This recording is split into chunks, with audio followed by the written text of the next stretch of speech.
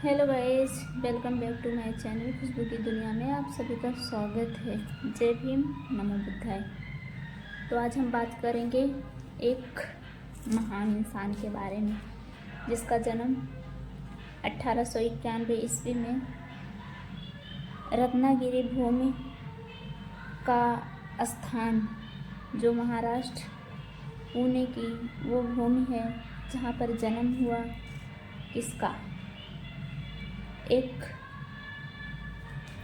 Powerful इंसान का, एक इकोनॉमिस्ट का, एक बौद्धिस्ट रिवाइवल का, एक ह्यूमन राइट्स प्रोफाउंडर का।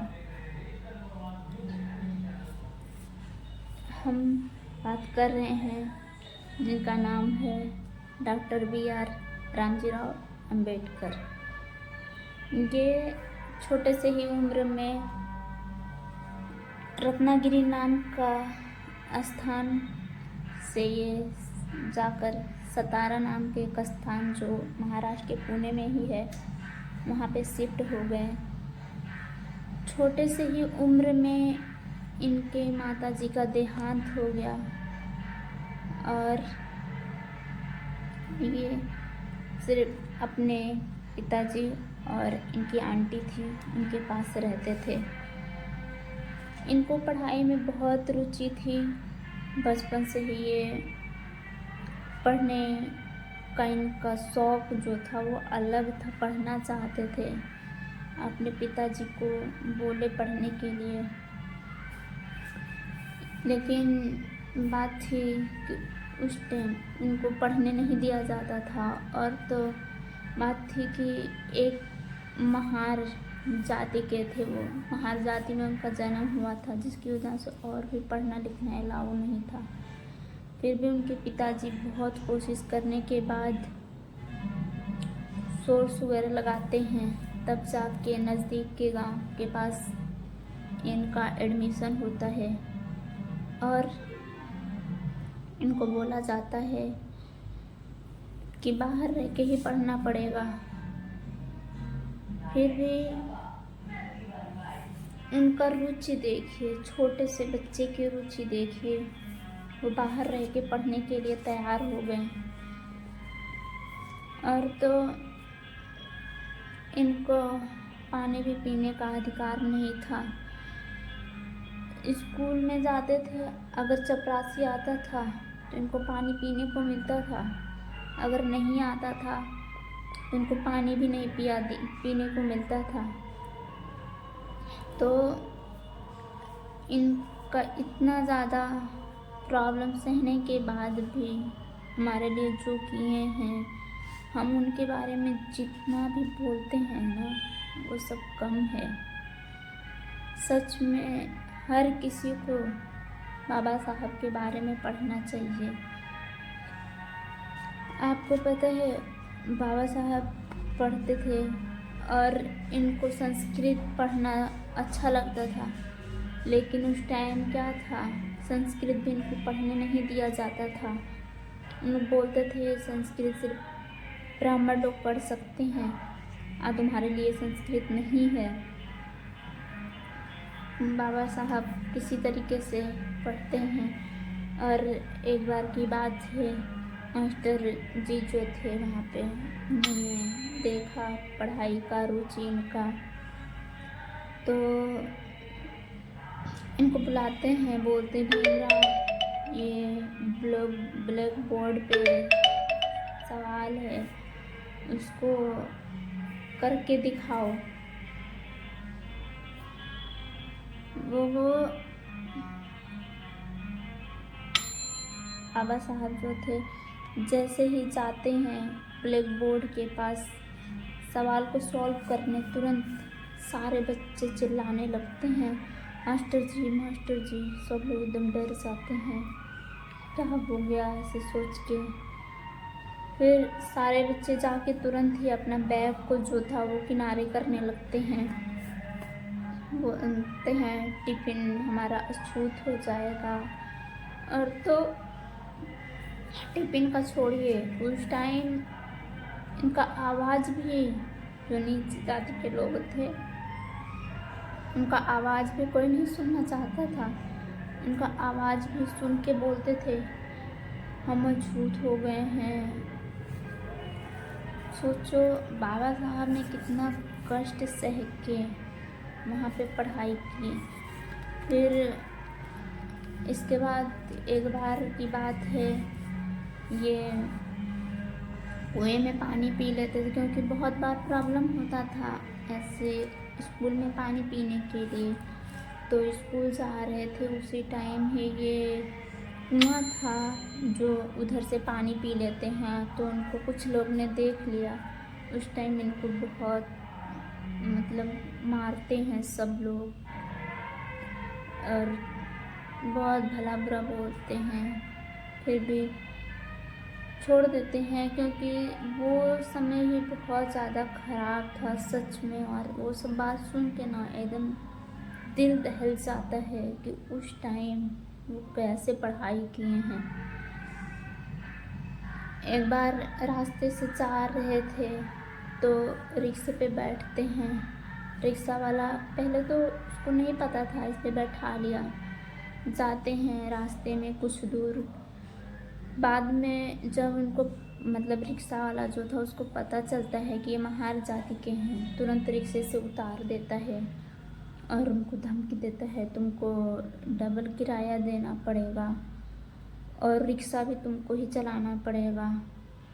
उस टाइम क्या था ना, एकदम लोग मतलब क्या ही उनका सोच क्या था पता नहीं यार। लेकिन जब ऐसा कोई नीच जाति का इंसान बोल देता था, उनका आवाज़ सुन के हम लोग को इतनी घृणा होती थी, अपवित्र हो जाते थे, ऐसे बोलते थे। फिर बाबा साहब से रिक्शा भी चलवाया और जाते हैं। इनका दर्द जो था ना वो कोई नहीं समझ पा रहा था, लेकिन वैसे होता है ना जिसका कोई नहीं, उसका मतलब सारे रास्ते बंद होते तो कहीं ना कहीं से चालू होता है। तो वैसे बाबा साहब के बारे में भी हुआ। इनको समझने के लिए एक उस टाइम एक महाराजा थे जो सायाजी राम महाराज गायकवाड़ थे। वो इनकी प्रॉब्लम को समझे, इनकी परेशानी को अच्छे से समझते थे। उन्होंने ही इनको स्कॉलरशिप दिया पढ़ने जाने के लिए कि बाहर जाके अच्छे से पढ़ाई कर सकेंगे और अच्छे से आगे बढ़ पाएंगे। इनकी इच्छा देखो, उस टाइम इनका जो इच्छा था वो कितना ही अच्छा था। 16-17 साल मतलब 116-17 साल पीछे जाकर जब ऐसे सोचते हैं तो अभी हम लोग क्या हैं, उस टाइम हम लोग क्या थे, ऐसा सोच के सबका ऐसे लगता है मेरे को सबका दिल दहल जाएगा। वो महाराज जी इनको जो स्कॉलरशिप दिए थे, स्पॉन्सर किया था स्कॉलरशिप देके, उसी स्कॉलरशिप को लेके बाबा साहब निकल जाते हैं मुंबई और वहाँ से इंग्लिश से 12th करते हैं। वो पहले बच्चे थे जो इंग्लिश से 12th किए थे और उनकी 1908 और 9 में सोचो उस टाइम एक महार जाति का लड़का जो निचले पायदान से उठकर इंग्लिश से 12th किया था और उसी कॉलेज में मुंबई में ही इन्होंने बीए किया पॉलिटिकल साइंस और इकोनॉमिस्ट में। उन्होंने बोला तुम यहाँ नहीं पढ़ने दोगे, मैं बेस्ट से बेस्ट कॉलेज में जाऊँगा, यूनिवर्सिटी में जाऊँगा, तुम रोक के तो दिखाओ। वही स्कॉलरशिप लेकर निकल गए न्यूयॉर्क कोलंबिया यूनिवर्सिटी। जाकर इन्होंने वहाँ पे एमए किया। एमए में पॉलिटिकल साइंस, इकोनॉमिस्ट और सोशियोलॉजी की। इसके बाद इन्होंने पीएचडी करने के लिए निकल गए लंदन स्कूल ऑफ इकोनॉमिक्स। वहाँ पे इन्होंने एमएससी किया और लॉ की पढ़ाई किए, फिर डॉक्टरी किया और किताब के ऊपर अपनी थीसिस लिखी, और वही किताब थी जिसके ऊपर जाकर आज रिजर्व बैंक ऑफ इंडिया बना। महाराजा बड़ौदा से इनका प्रेम इतना गहरा था कि वो रामजी राव गायकवाड़ जो थे इनके स्कॉलरशिप दिए थे इनको पढ़ाई करने के लिए। वो दुनिया भर में पढ़ाई कर लिए, फिर लौट के उनके पास आए, बोले महाराज मैं अब दुनिया भर में पढ़ाई कर लिया, बस अब आपकी सेवा करना चाहता हूँ। तो उन्होंने भी इनको नौकरी दिया इलेक्ट्रिक सिक्योरिटी की। उस टाइम ये नौकरी बहुत अच्छे पद पे थी, बड़ी नौकरी थी, वो कर रहे थे, लेकिन इनका जो जातिवाद का पीछा था वो वहाँ भी नहीं छूटता है। वहाँ के जो कर्मचारी लोग थे वो इनको फाइल फेंक कर देते थे, क्योंकि नीच जाति के हैं ऐसा बोलते थे। फिर भी वो कर रहे थे। और इनका जो विवाह हुआ था रमाबाई जी से, उनके 5 बच्चे थे, उसमें से तो 4 का देहांत हो गया, एक के चलते, एक कुछ बीमारी के कारण। और ऐसे उस टाइम इतना पैसे नहीं होते थे अच्छे से लोग इलाज करवा सकें। और तो बाबा साहब जो थे ये पढ़ने में ही इतना बिजी रहते थे, तो इसीलिए एक के चलते एक का मौत हो गया। और एक ही बेटा बच्चा था उनका। और बाद में चल के इनकी पत्नी का भी देहांत हो जाता है। अब बाबा साहब के ऊपर इतने सारे मुसीबत थे, लेकिन फिर भी उन सबको इग्नोर करके वो भारत के लिए ही लड़ते रहे। उनका मानना था कि अगर अभी मैं भारत के लिए नहीं, क्योंकि उनका जो परिवार था वो तो गुजर गया, अब तो कोई नहीं है, लेकिन जो उनका पूरा समाज के बारे में सोचते थे, उनका ऐसा हालत ना हो जो उन्होंने देखा था, इसके लिए उन्होंने नहीं रुके, काम करते रहे। और बाद में चल के उन्होंने सोचो जिसका अभिमान ख़त्म हो जाए फिर भी वो देश के लिए लड़ता रहे। उनका कितना प्रेम जो था कितना गहरा था देश के लिए। और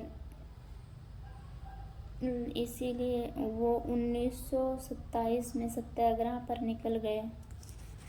और इन्होंने सोचा जो हमको कुएं से पानी पीने का अधिकार नहीं था वो तो अधिकार दिला के रहूँगा, क्योंकि जो कुआं था वो तो प्राइवेट तो था नहीं, वो जो गवर्नमेंट जगह पर है, फिर भी उसमें से क्यों हमको पानी पीने का अधिकार नहीं है। उस पानी को पीने का अधिकार दिलाया। और आगे चलकर हमारी जो महिलाएं थी, मतलब जो नीचे समाज की महिलाएं थी, उनको जो पैर ढक के साड़ी पहनने का अधिकार नहीं था, उनको घुटने के ऊपर साड़ी पहनने दिया जाता था। और बाबा साहब की देन है जो उन्होंने महिलाओं के लिए इतना संघर्ष किया, इतना लड़ाई लड़े, तब जाके महिलाओं को ये अधिकार मिला, वो पैर के नीचे साड़ी पहन पा रही हैं। और इसके बाद कम्युनल इलेक्टोरेट की मांग कर दी। कम्युनल इलेक्टोरेट के आधार पर वोटिंग की सुविधा अलग होनी चाहिए, उन्होंने बोला। इस बात पे गांधी जी थोड़ा अड़ गए, क्योंकि वो जानते थे अंग्रेज लोग जो थे वो हमारी जातियों को अलग करना चाहते थे। और इसी बात पर गांधी जी अम्बेडकर जी को समझाया, हम आपको रिजर्वेशन दिला देंगे, आपका सहायता करेंगे, जितना भी मेरे से मदद होगा सब करेंगे, लेकिन जाति के आधार पर अलग नहीं कर सकते। और वो बोलते हैं बाबा साहब को, आप मेरे साथ खड़े हो, मेरा ताकत बनो। इस बात को लेकर बाबा साहब नहीं मानते हैं और गांधी जी उनको समझाने के बाद अनशन पर बैठ जाते हैं। अब बाबा साहब जो थे वो तो दुविधा में फंस गए। एक तरफ उनका जाति पिछड़ा समाज था और दूसरे तरफ गांधी जी थे जो देश के लिए लड़ाई लड़ रहे थे। कहीं उनको कुछ हो ना जाए, गांधी जी को ऐसा सोचकर भीमराव जी मान जाते हैं और बोलते हैं ठीक है, आप अपना अनशन छोड़िए। और पूना पैक्ट पर साइन हुआ और साइन होने के बाद उन्होंने तो रिजर्वेशन को अपने कंट्रोल में कर लिया। उसके बाद उनके नाम पे जो उन्होंने किताब लिखी थी, एक किताब का नाम था the evolution of A provincial finance of British India और दूसरा जो था वो प्रॉब्लम ऑफ द रूपी नाम की 2 किताब उन्होंने लिखा था, जिसके आधार पर आरबीआई की स्थापना की गई है। सोचो, एक नीच पायदान से उठा हुआ लड़का, महार जाति का लड़का, जिसको पढ़ने का अधिकार नहीं था, उसको क्लास में बैठने नहीं दिया जाता था, उसके आधार पर आरबीआई की स्थापना हुई। और इसके साथ साथ उनके नाम पर ही कॉन्स्टिट्यूशन ऑफ इंडिया भी बना। कॉन्स्टिट्यूशन इंडिया की स्थापना हुई डॉक्टर बी आर अम्बेडकर के नाम पर। सोचो, उस इंसान की बुद्धि, कौशल, विकास जो कुछ भी था, उसको सिर्फ इंडियन लीडर नहीं बल्कि इंडियन लीडर और ब्रिटिश लीडर दोनों मानते थे। 1947 में देश आज़ाद हुआ। नेहरू जी अपने कैबिनेट की पूरी लिस्ट लेकर महात्मा गांधी के पास पहुँचे। महात्मा गांधी ने लिस्ट को देखा और तुरंत ही पूछा, इसमें बाबा साहब का नाम कहाँ है। उस टाइम जो नेहरू जी थे, पंडित जवाहरलाल नेहरू, वो भारत के प्रथम प्रधानमंत्री होने वाले थे। फिर भी गांधी जी ने जब उनको पूछा बाबा साहब का नाम कहाँ पे है, तो इस बात को लेके उनकी थोड़ी बहस हुई और गांधी जी ने बाबा साहब का नाम दिया। और कैबिनेट, उन्होंने गांधी जी बोला, ये आज़ाद भारत का कैबिनेट है। तभी कानून मंत्री के रूप में उसी टाइम बाबा साहब को लिया गया और आगे चलकर जो ड्राफ्टिंग कमीशन थी इंडियन कॉन्स्टिट्यूशन का चेयरमैन भी बना दिया। इनके इंटेलिजेंट के आगे जो इनसे सहमत थे वो भी और जो नहीं सहमत थे वो भी, कोई कुछ बोल नहीं पाते थे। बाबा साहब इतने बुद्धिमान व्यक्ति थे, उनके बारे में बात जितना भी करें दिल नहीं भरता है। लेकिन इन्होंने एक चीज़ हमको सिखाया है, एजुकेशन इज द टूल। आगे चलकर कोलंबिया यूनिवर्सिटी नंबर 1, जो कोलंबिया यूनिवर्सिटी ने नंबर 1 स्कॉलर ईदा वर्ग की उपाधि मिली। इनको उपाधि से नवाजा गया, देश ने इनको भारत रत्न दिया। इनके बारे में जितना भी बोले कम है। इनके बराबर की लोगों की अगर गिनती की जाए तो परसेंटेज में नहीं है, सिर्फ गिनती में है। जय भीम, जय संविधान।